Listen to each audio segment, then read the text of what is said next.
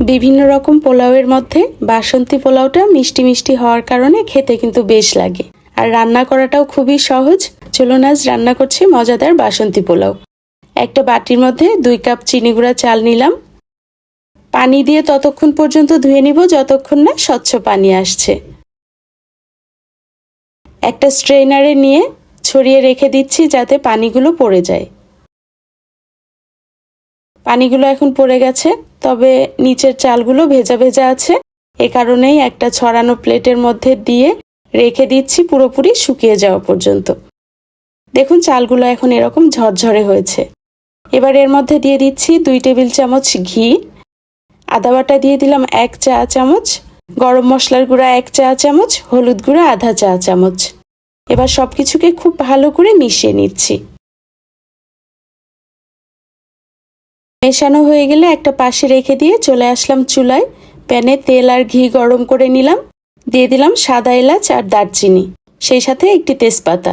খুব সুন্দর অ্যারোমা ছড়ানো পর্যন্ত ভেজে নিলাম। এবার দিয়ে দিচ্ছি কাজু বাদাম আর কিশমিশ।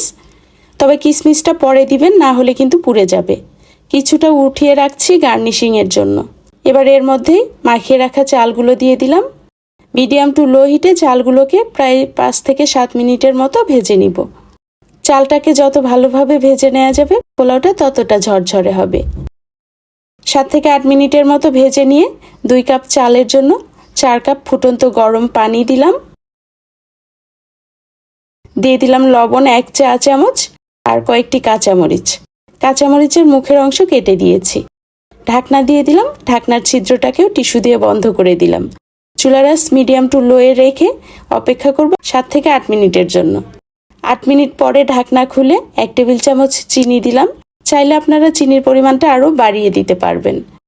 মিশিয়ে দিয়ে আবারও ঢেকে দিলাম। চুলার আঁচ একেবারে কমিয়ে আরও 5 মিনিট রেখে দিয়েছিলাম। 5 মিনিট পরে ঢাকনা খুলে নিলাম। বাসন্তী পোলাওটা এখন একবারেই রেডি।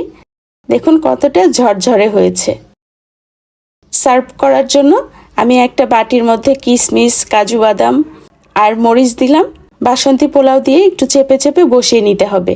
আর এই কাজগুলো কিন্তু পোলাওটা গরম অবস্থাতেই করতে হবে। সার্ভিং ডিশের মধ্যে উল্টে নিলাম। যে কোনো প্রকার মাংসের কারির সাথে সার্ভ করা যাবে। এই বাসন্তী পোলাওটা খেতে কিন্তু বেশ মজাদার হয়। রান্না করে দেখতে পারেন।